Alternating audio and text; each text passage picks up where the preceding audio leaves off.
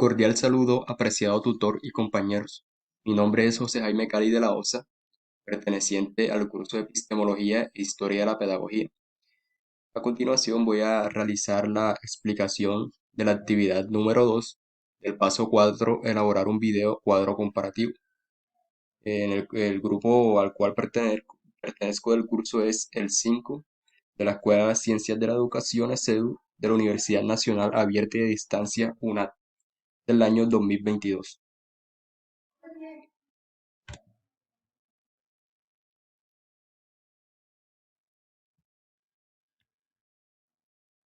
Bien, como introducción. En la siguiente presentación se encontrará el desarrollo de la actividad planteada en la guía, donde se selecciona la pedagogía crítica de Paulo Freire, analizando su identificación con la pedagogía crítica, el enfoque o paradigma sobre la cual desarrolla su pedagogía crítica, características y la metodología de enseñanza-aprendizaje. La pedagogía crítica de Paulo Freire.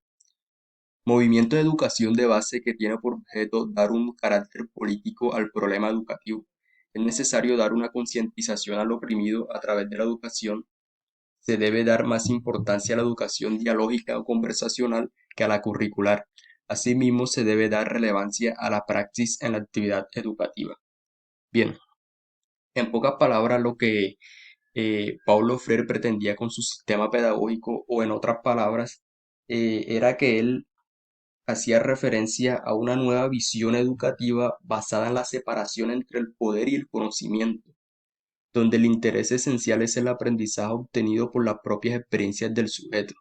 Bien, entonces, en ese sentido, su pedagogía consiste en llevar al individuo hacia la concientización de su realidad, ya sea educativa, social, económica o política, para lograr la praxis de liberación o emancipación, precedida por la opresión educativa, entendiendo o posicionando a la educación como configuradora del sistema político hegemónico.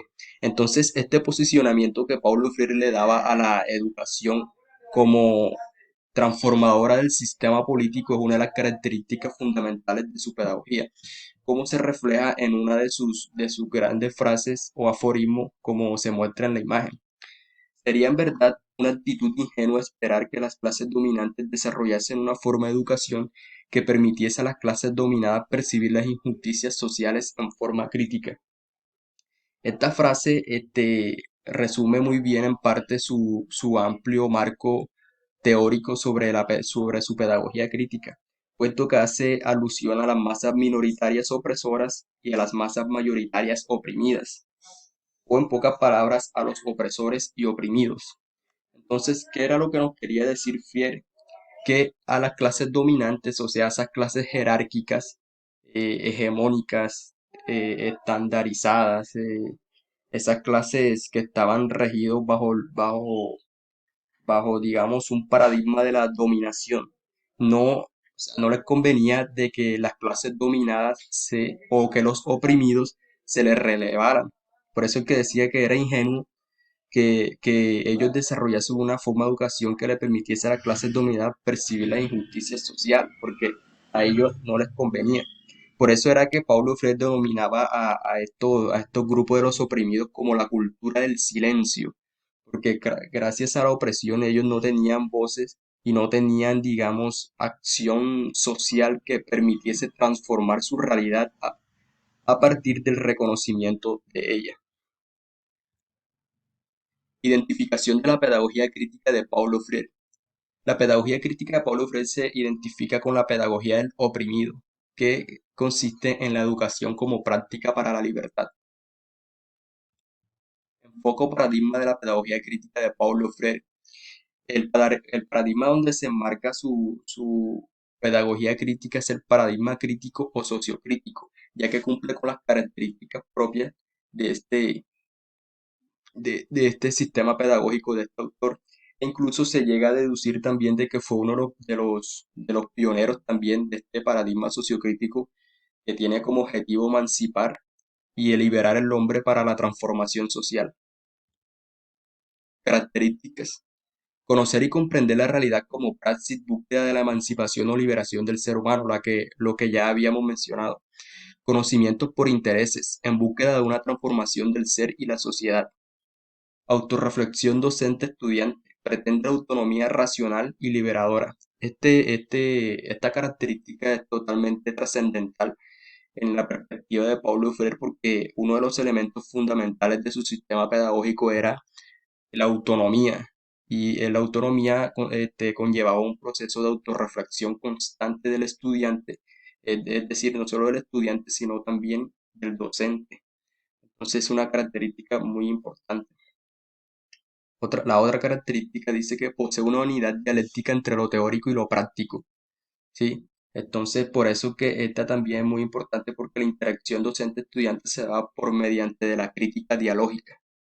Y la última característica nos dice que nace de una crítica a la realidad instrumental y técnica, como ya había mencionado anteriormente, que Paulo Freire pretendía una forma de educación que se rebelara ante las clases dominantes, opresoras, de ese proceso de enseñanza, aprendizaje tecnocrático, es decir, que un currículum estaba regido, digamos, por la burocracia política que se reflejaba en las prácticas docentes. Entonces eso era lo que él pretendía transformar. Metodología de enseñanza y aprendizaje. El docente es considerado como guía u orientador en la adquisición de conocimientos, habilidades, destrezas y actitudes de los educandos. Actúa como fuente de liberación causada por la opresión. El estudiante es protagonista de su propio proceso de aprendizaje de forma activa y autónoma. Comprende y se concientiza de su realidad para emanciparse y transformarla.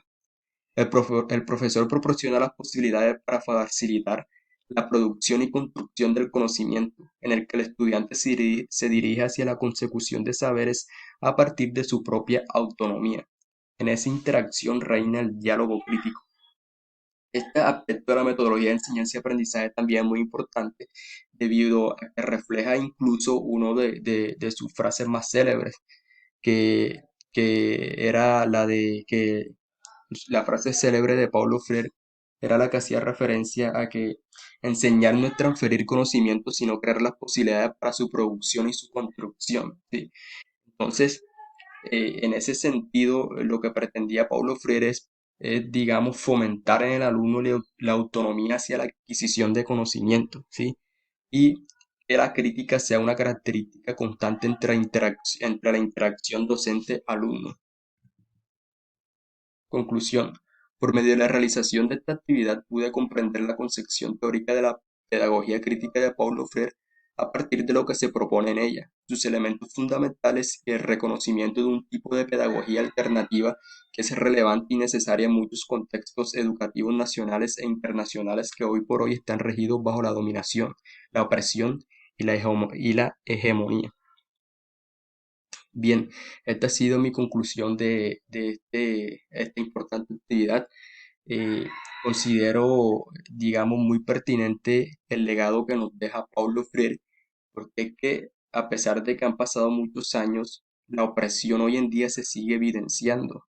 Entonces, esa presión educativa y ese proceso de emancipación y transformación es trascendental en la actualidad, en esta época contemporánea. Por eso es que hoy por hoy hay muchos, digamos, muchos contextos educativos, por ejemplo, en zonas rurales que están marginados, que necesitan una equidad educativa y que pues es muy necesario de que los estudiantes reconozcan su contexto, tomen una posición crítica y a partir de ellos transformarla. Porque es que la fuerza externa del Estado, digamos, ese olvido no, o sea, los estudiantes tienen que tener la capacidad o la armonía entre los docentes para poder transformarla, para proponer una pedagogía de la revelación.